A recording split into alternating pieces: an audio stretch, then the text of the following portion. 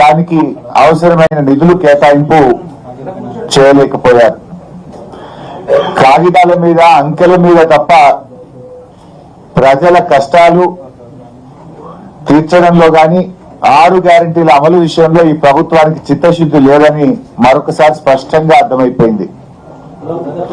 ముఖ్యంగా BC, SC, ST, minority డిక్లరేషన్లు కేవలం ఓట్ల కోసమే తప్ప ఆ వర్గాల బాగు కోసం కాదని ఈ బడ్జెట్ నిరూపించింది.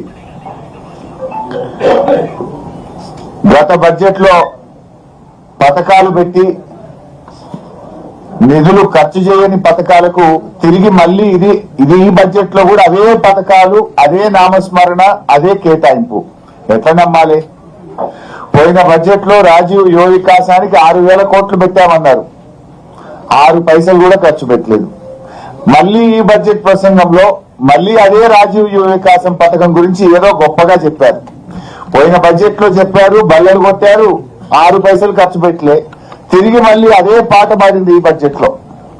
అట్లా ఇందిరమ్మ ఆత్మీయ భరోసా 24-25 బడ్జెట్ లో పెట్టిండ్రు, 25-26 బడ్జెట్ లో పెట్టిండ్రు, ₹1 ఇవ్వలేదు, 1 పైసా కూలీలకు అందలేదు. మళ్ళీ ఈ బడ్జెట్ లో అదే చదివిండు బట్టి. అంటే నీ బడ్జెట్ కో శాంటిటీ లేదు. బడ్జెట్ అనేది కేవలం అంకెలు, మాటల గారడిగా మార్చింది తప్ప మీ కేటాయింపుల ఖర్చు విషయంలో, ప్రజలకు పథకాలు అందించడంలో చిత్తశుద్ధి లేదు అని అర్థమైతా ఉంది. అది ఆత్మీయ భరోసా అయినా, రాజీవ్ యువ వికాసం అయినా. ఆ రాజీవ్ గాంధీ పేరు పెట్టి ఆయన ఆత్మ క్షోభించే విధంగా చేసిండ్రు, ₹1 ఖర్చు పెట్టలేదు రాజీవ్ యువ వికాసం. ఇందిరమ్మ పేరు పెట్టి ఇందిరమ్మ ఆత్మ క్షోభించే విధంగా ఇందిరమ్మ ఆత్మీయ భరోసా కూడా పైసా అందించలేదు.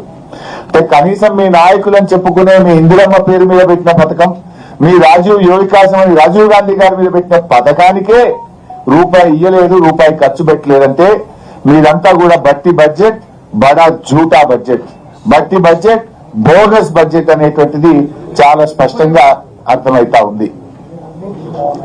అసెంబ్లీ ఎన్నికల టైంలోనేమో అభయహస్తం, ఇవాళ 3వ బడ్జెట్ చూసిన తర్వాత అది అభయహస్తం కాదు, రిక్తహస్తం అని అర్థమైపోయింది.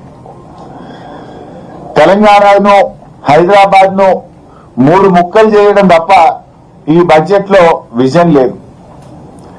బడ్జెట్ లో చూస్తే ఆ క్యూర్ ఆ 3 ముక్కలాట తప్ప బడ్జెట్ లో ఎక్కడ కూడా విజన్ కనబడలేదు. మాకు ఓటు వేసిన ప్రజలకు వెన్నుపోట్లు వచ్చారు. ఇవాళ బడ్జెట్ చూస్తే మహిళలకు 2,500 ఇస్తామన్నారు, మొండి చెయ్యి. వృద్ధులకు 4,000 పెన్షన్ ఇస్తామన్నారు, మొండి చెయ్యి. ఉద్యోగస్తుల పాత బకాయిలు ఇచ్చే విషయంలో, పీఆర్సీ డిఏ విషయంలో ఉద్యోగస్తులకు మొండి చేయి. రిటైర్డ్ ఉద్యోగుల బకాయింపుల చెల్లింపు విషయంలో ఏదైనా చెప్తారేమో, ఊరట కలిగిస్తారేమో అంటే మొండి చేయి.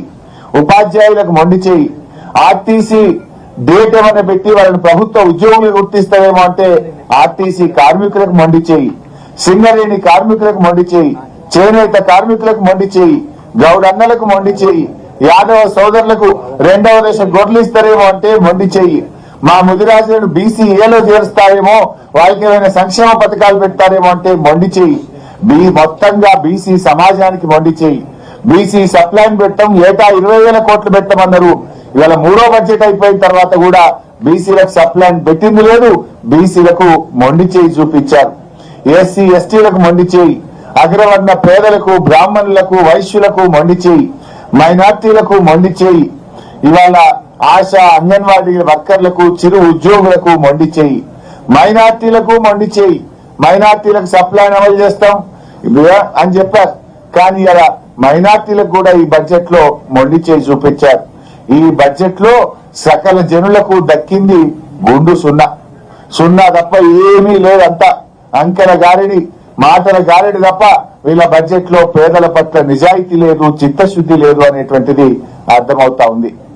అప్పు మాత్రం దండిగా చేసిండ్రు. 3 ఏళ్లు నిండకముందే 3.5 లక్షల కోట్ల